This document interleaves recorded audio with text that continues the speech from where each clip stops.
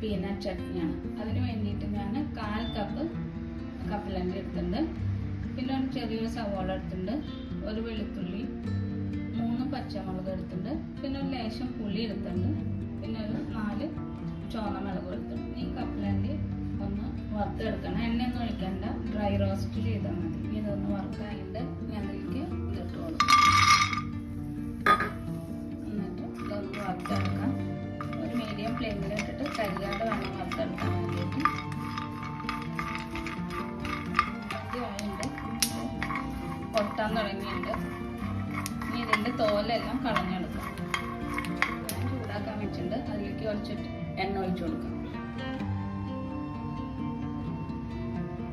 എണ്ണ ചൂടായിട്ട് അതിലേക്ക് 1 ടീസ്പൂൺ ഉഴുന്നുപരിപ്പ് ഇട്ട് കൊടുക്കാം. ഉഴുന്നുപരിപ്പൊന്ന് ചുവന്ന കളറാണ് അത് വറുത്തെടുക്കണം. ഉഴുന്നുപരിപ്പ് കളറെല്ലാം മാറി വന്നിട്ട് ഞാൻ അതിലേക്ക് ബാക്കിയുള്ള സാധനങ്ങൾ ഇട്ട് കൊടുക്കാം. കുറച്ച് സവാള,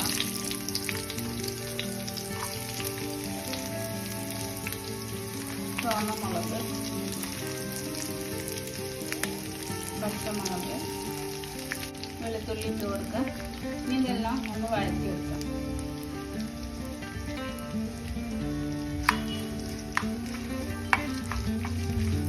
ഒന്ന് വാടി വന്നാൽ മതി.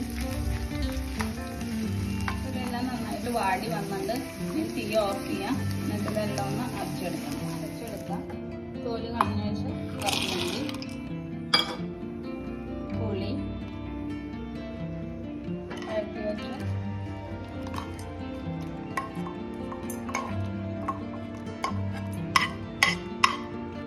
വെച്ചതെല്ലാം ഇട്ട് കൊടുത്തു. ഇതിലേക്ക് ആവശ്യത്തിന് ഉപ്പും ചേർത്ത് കുറച്ച് വെള്ളം ഒഴിച്ച് തരിതരിപ്പായിട്ട് അരച്ചെടുക്കാം.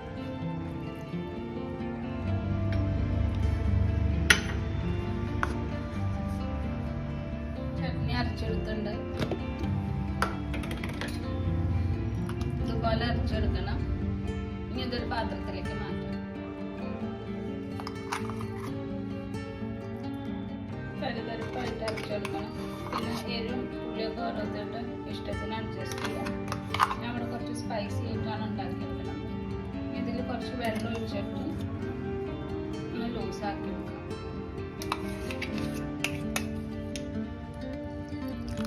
കാൽ കപ്പ് വെള്ളം ഒഴിച്ചിട്ടുണ്ട്.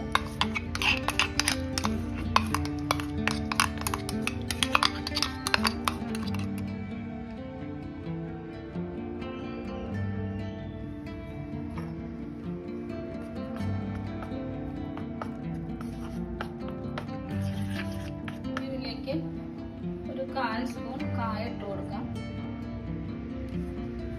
ഇനി ഇതൊന്ന് വറുത്തിടും വേണം. എനിക്ക് വറുത്തിടാം. അതിന് വേണ്ടിയിട്ട് ഞാനിവിടെ കുറച്ച് എണ്ണ ചൂടാക്കാൻ വെച്ചിട്ടുണ്ട്.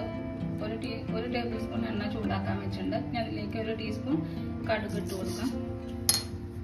കടുകൊന്ന് പൊട്ടി വരട്ടെ. ഞാൻ അതിലേക്ക് കുറച്ച് വറ്റൽമുളക് ഇട്ട് കൊടുക്കാം. ഇത് പൊട്ടി ഞാൻ കുറച്ച് കറിവേപ്പില ഇട്ട് കൊടുക്കാം. ഇത് ചട്നിക്ക് ഒഴിച്ചു കൊടുക്കാം.